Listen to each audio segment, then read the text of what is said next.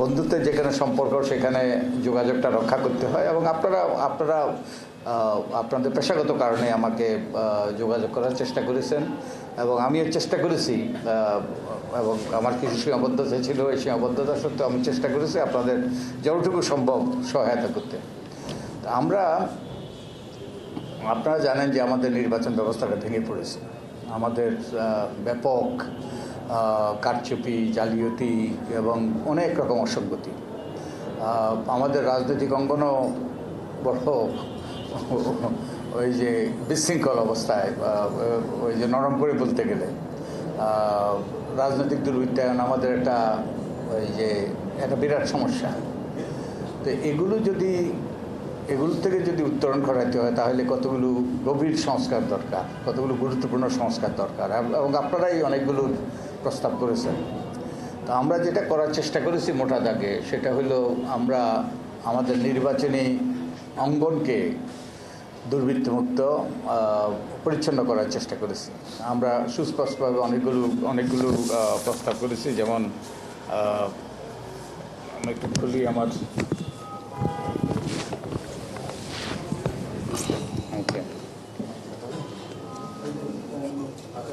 ঠিক আছে।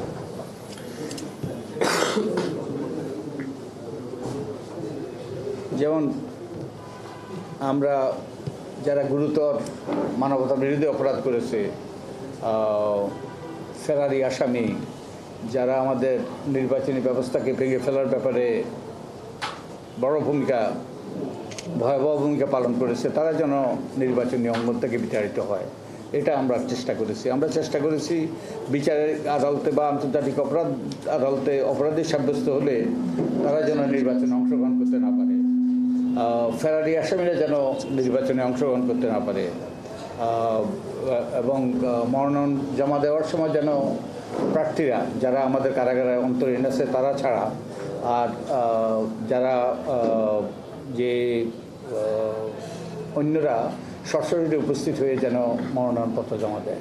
তো এর লক্ষ্য হলো কোনো অসৎ উদ্দেশ্য নয়, এর লক্ষ্য হলো ওই যে আপনাদেরকে আমি একাধিকবার বলেছি যে আমরা তো এখান থেকে আমরা গিয়ে আমাদের অফিস স্থাপন করেছি সংসদ ভবনে এবং অনেকেই প্রথমবারের মতো এই সংসদ ভবনে এসছে। সংসদ ভবনে এসে তারা আমাদেরকে বলেছে, তারা অভিভূত হয়েছে এই সুন্দর বিল্ডিংটা দেখে। তারা আমাদেরকে বলেছে, আমি মনে করি এটা আমাদের জন্য একটা ম্যান্ডেট ছিল যেন কুৎসিত লোকরা এই ভবনে প্রবেশ করতে না পারে।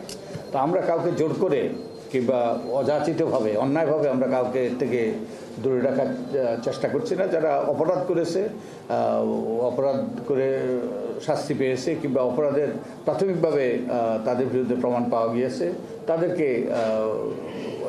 ওই নির্বাচনী ব্যবস্থা থেকে দূরে রাখার আমরা সুপারিশ করেছি।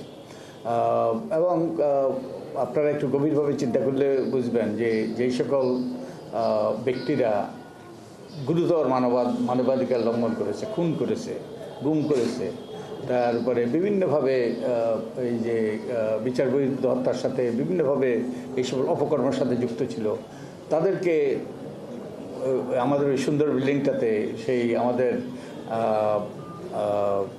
নীতি নির্ধারণের ব্যাপারে আবার দায়িত্বে আসা, এটা কোনোভাবেই কাঙ্ক্ষিত নয়। আমি যত জায়গায় গিয়েছি মানুষের কাছ থেকে আকুতি শুনেছি, আবার যেন এর পুনরাবৃত্তি না ঘটে। তো সেই জন্য আমরা কতগুলো প্রস্তাব দিয়েছি, আমরা আশা করি সরকার গ্রহণ করবে। একই সাথে আমাদের রাজনৈতিক অঙ্গনও যে দুর্বৃত্তদের কবলে পড়ে গিয়েছে, তো এই জন্য আমরা যেটা করেছি, যারা এইসব অপরাধী তারা যেন রাজনৈতিক দলের সদস্য না হতে পারে। আমরা রাজনৈতিক দলের একটা ওই যে মেম্বারশিপ রোস্টার করার প্রস্তাব করেছি। ওই মেম্বারশিপ রোস্টার থেকে তারা প্রতি বছর তারা হালনাগাদ করবে এবং এই মেম্বারশিপ রোস্টার ব্যবহার করেই তারা প্রতিটা কমিটির তারা নির্বাচন করবে, স্থানীয় থেকে জাতীয়। এবং এই মেম্বারশিপ রোস্টার ব্যবহার করেই তারা স্থানীয় পর্যায়ে তাদের দলীয় নেতাকর্মীরাই, প্রত্যেক দলের নেতাকর্মীরাই মনোনয়ন ব্যাপারে একটা প্যানেল দেবে এবং প্যানেল থেকে জাতীয় যে মনোনয়ন বোর্ড সেখান থেকে মনোনয়ন দেবে, যাতে রাজনৈতিক দলগুলো দায়বদ্ধ হয় তাদের সদস্যদের কাছে। এবং একই সাথে আমরা বলেছি যে রাজনৈতিক দলগুলো যাতে আর্থিক স্বচ্ছতা নিশ্চিত হয়।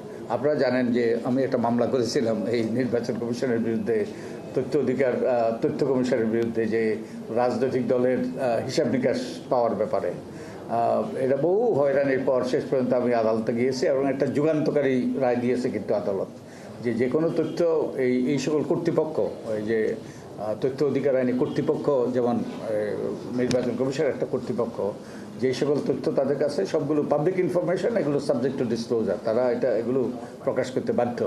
তাই এর মাধ্যমে আপনাদের জন্য অনেক তথ্য উন্মুক্ত হয়েছে। তো যারা আপনাদেরকে বলে যে তথ্য দেওয়া যাবে না, হ্যাঁ, কিছু গোপন তথ্য দেওয়া যাবে না, কিন্তু অধিকাংশ তথ্য কিন্তু তারা দিতে বাধ্য। এবং ওই যে আমি ওই মামলাটা করেছিলাম, এই মামলার ফলে তথ্য অধিকার আইন প্রয়োগ হয়েছে নির্বাচন কমিশনের ব্যাপারে।